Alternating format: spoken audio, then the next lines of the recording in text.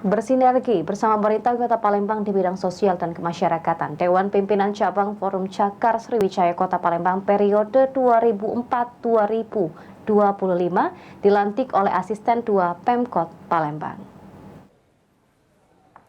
Siap kibarkan bendera. Siap. Untuk membantu dan bersinergi bersama pemerintah Kota Palembang, khususnya di bidang sosial dan kemasyarakatan, PJ Wali Kota Palembang diwakili oleh Asisten 2 Bidang Perekonomian dan Pembangunan melantik pengurus Dewan Pemimpin Cabang Forum Cakar Sriwijaya Kota Palembang periode 2024-2025 di Rumah Dinas Wali Kota Palembang. Dengan pelantikan ini ke depan Cakar Sriwijaya dapat bersinergi bersama pemerintah Kota Palembang untuk pembangunan perekonomian yang ada di Kota Palembang.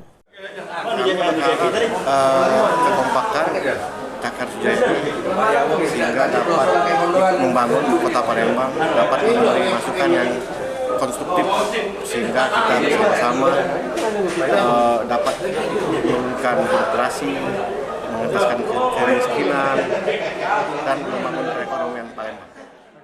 Sementara itu Muhammad Ibnu Fauzan, Ketua Forum Cakar Sriwijaya Kota Palembang mengatakan, sebagai organisasi masyarakat yang bergerak di bidang sosial, juga mendukung program pemerintah untuk kesejahteraan masyarakat Kota Palembang, sekaligus sebagai penyambung lidah masyarakat kepada pemerintah Kota Palembang. Visi dan misi Cakar Sriwijaya itu sosial. Jadi kami berharap bisa menjadi bagian perubahan untuk masyarakat yang lebih baik. Sinergi kita dengan pemerintah Kota Palembang sendiri seperti apa, Pak? Alhamdulillah pemerintah Kota Palembang sangat memberikan bantuan kepada Forum Cakar Sriwijaya, sehingga langkah-langkah untuk melakukan misi itu sangat mudah untuk Cakar Sriwijaya.